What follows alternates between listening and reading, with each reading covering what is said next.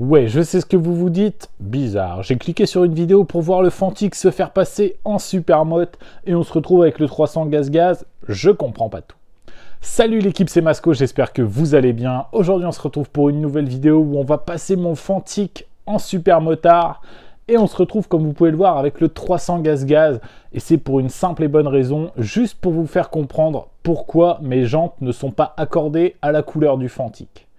Ouais, je sais, comme ça peut paraître un peu bizarre, mais comme vous le savez, le 300 gaz-gaz, ça fait déjà un petit moment que je l'ai, ça va bientôt faire 2 ans, je crois. Et bah, comme j'avais pas le Fantic, j'avais eu pour projet l'été dernier de le passer en Supermoto. Du coup, j'avais fait mes petites recherches sur le Bon Coin, Marketplace de Facebook, pour trouver des jantes d'occasion. Et là, Eureka, en vacances chez mes beaux-parents, je trouve une paire de jantes noires et bleues. Donc ça va pas du tout avec le Fantic. Mais du coup, voilà, la paire de jantes, à la base, elle était prévue pour le 300 gaz-gaz. C'est pour ça que les jantes ne seront pas raccordées à la déco du Fantic. Mais bon, comme vous le savez, avec mon partenaire Link MX, on va lui faire une déco de dingue. Donc on ajoutera du bleu. Et comme ça, les jantes noires et bleues matcheront parfaitement avec la moto. Bon voilà, au moins vous connaissez le contexte, pourquoi les jantes n'ont pas la bonne couleur. Moi je vais ranger le gaz-gaz, je vous apporte le Fantic et je vous présente tout de suite la paire de jantes.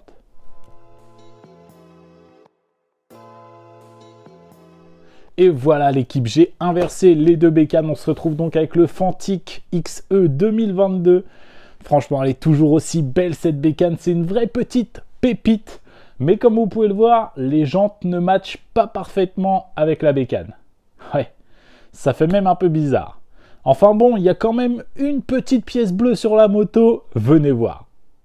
Du coup, comme on peut le voir, l'équipe, on est sur une paire de jantes Falco avec tête de rayon bleu, moyeu bleu. Et ça commence à se voir que ça fait un moment que je les ai achetés. Regardez, le disque, il a commencé à rouiller, c'est vraiment dommage. En plus, on est sur un disque gros diamètre. Les jantes m'ont été vendues avec tout ce qu'il faut pour les monter. Une série d'entretoises bien comme il faut. Une petite patte de déport pour le disque gros diamètre, bien sûr. On a pareil la jante arrière, moyeu bleu, tête de rayon bleu et en vrai bien propre. Elles sont vraiment jolies, mais il y a quand même un petit peu de poussière, quoi. Enfin bon, comme je vous le disais tout à l'heure, on a quand même une petite pièce bleue sur la bécane. Juste ici, c'est peut-être ce qui montre que c'est un amortisseur de YZ, je sais pas, mais voilà. Du coup, on va monter cette magnifique paire de jantes sur le Fantic. Et franchement, comme c'est une paire de jantes prévue pour YZ à la base, pour 125 YZ, je pense que ça va se monter plug and play. Enfin, j'espère.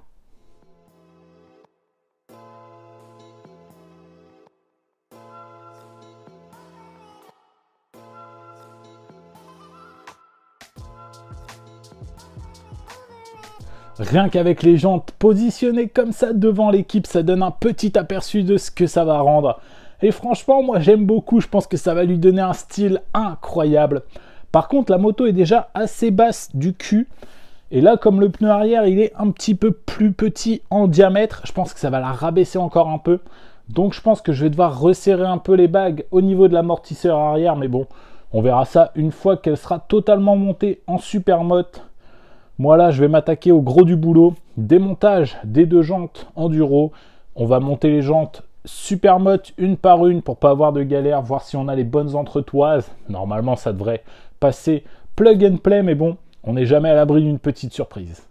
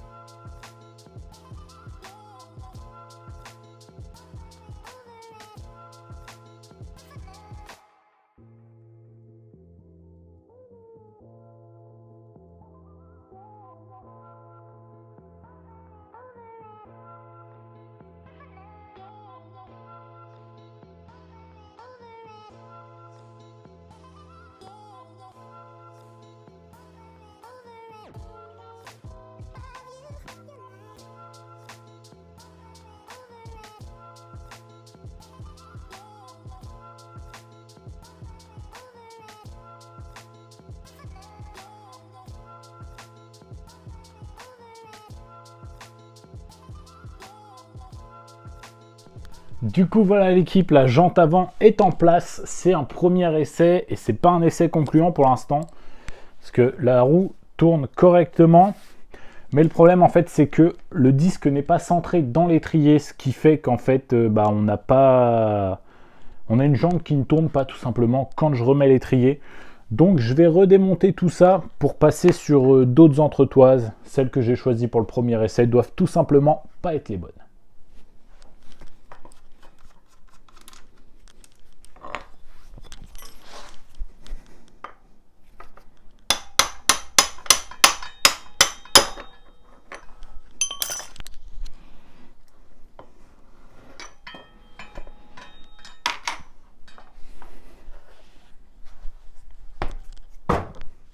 Du coup, voilà l'équipe, je pense qu'au niveau des entretoises, du centrage du disque, etc., on est pas mal. Je vais vous montrer comment ça tourne. Ça frotte encore un peu, je pense, dû à l'état du disque, parce que ça fait vraiment un moment que je l'ai. Il est vraiment attaqué par la rouille. C'est même dommage, mais bon, après quelques freinages, je pense que ça redeviendra tout à fait normal. Là, ce que je vais faire, c'est que je vais redémonter entièrement ma roue avant pour remettre mes caches fourches, mes caches fourreaux de fourche tout simplement. Je pense que je vais devoir couper cette petite partie là parce qu'en fait avec le pneu ça passe pas. Ouais, voilà, avec le pneu, avec la durée à via de frein, ça passe pas. Du coup je vais devoir les modifier un peu, puis ensuite on pourra s'attaquer au train arrière.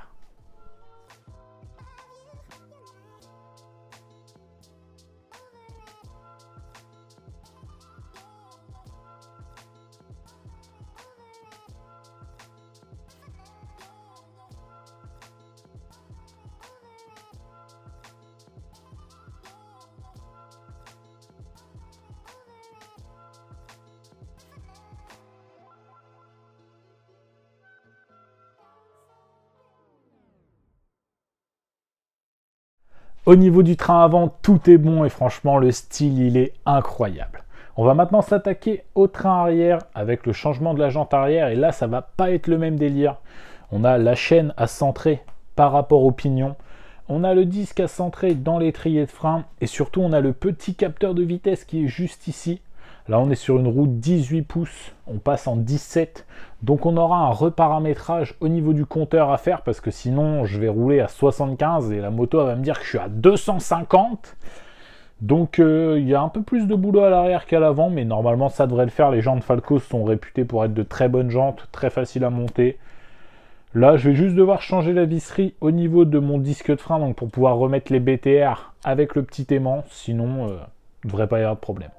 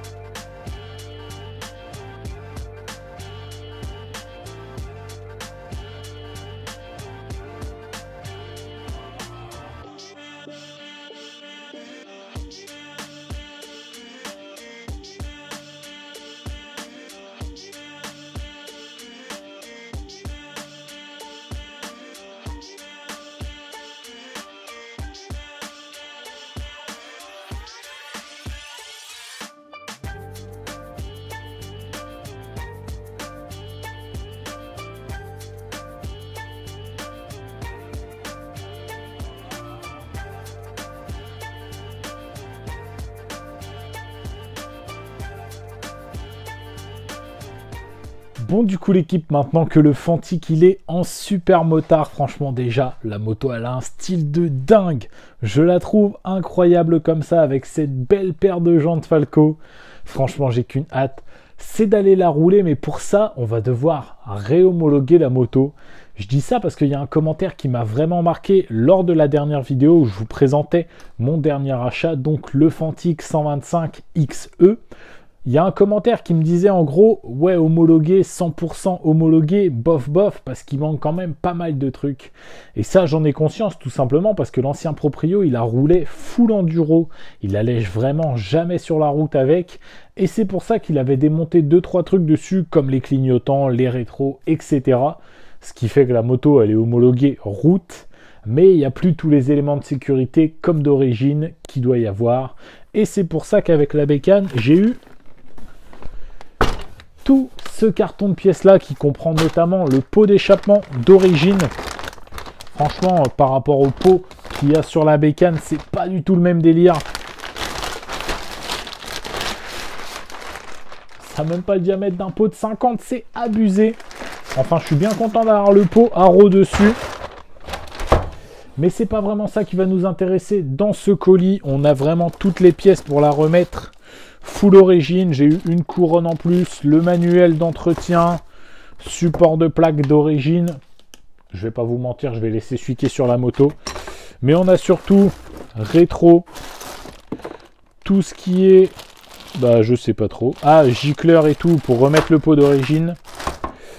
On a le Neyman, le klaxon, les clignotants aussi très important et le bout du faisceau qui va avec les clignotants et tout pour mettre au niveau du guidon. Donc franchement on a quand même pas mal de remontage. On a également le deuxième rétro juste là. On a donc pas mal de remontage pour remettre la moto full origine. Du coup on va repasser tout de suite les clignotants surtout à l'arrière. À l'avant je pense que je vais les mettre quand même si je trouve que c'est pas vraiment utile. Et comme ça, au moins, on aura une moto 100% homologuée. Et ensuite, j'ai passé une petite commande que je vous présenterai juste après avec 2-3 petites pièces pour commencer à accessoiriser mon Fantic 125 XE.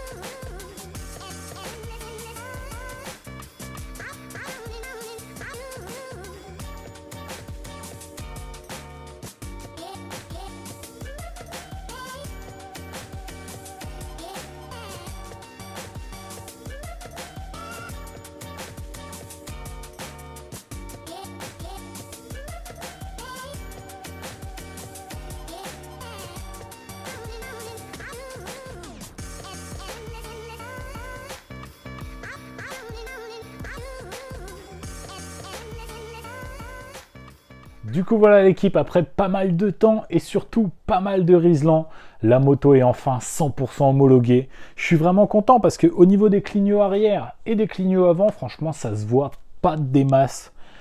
Les clignots passent bien dans la ligne de la moto et j'avais peur que ça dénature le côté SM du truc, mais pas du tout.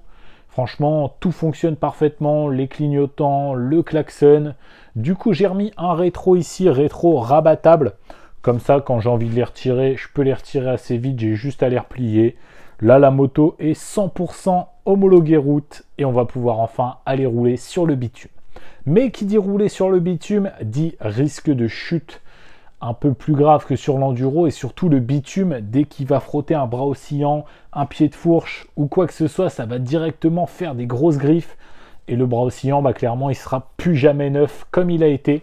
C'est pour ça que j'ai passé une petite commande qui comprend protège, bras oscillants, Polysport.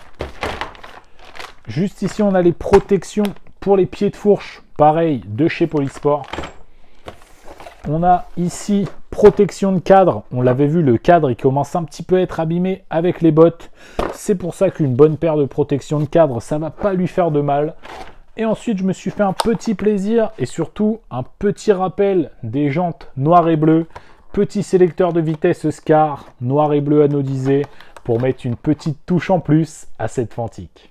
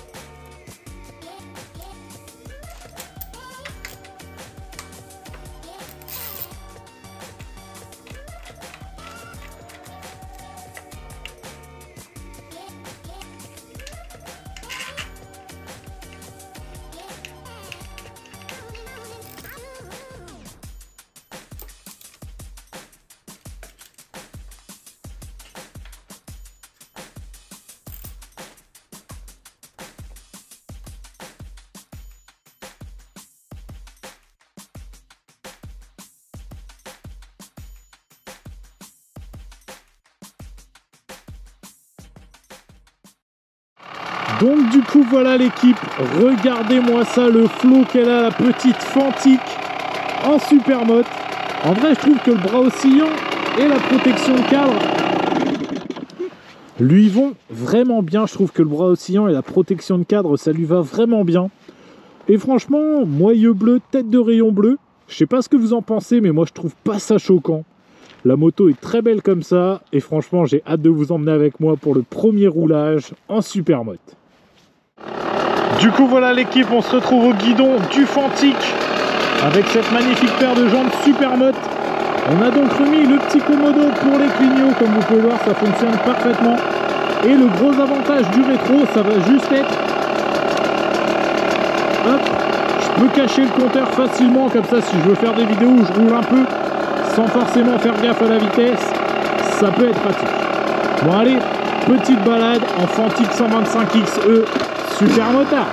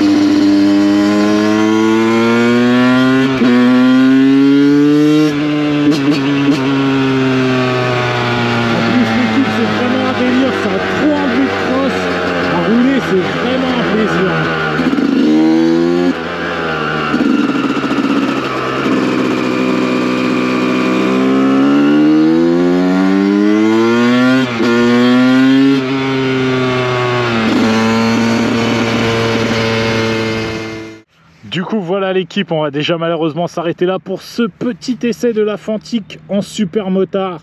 Franchement, j'ai pris un plaisir monstre à rouler avec la bécane. Je trouve qu'en plus comme ça, elle a un flow de dingue.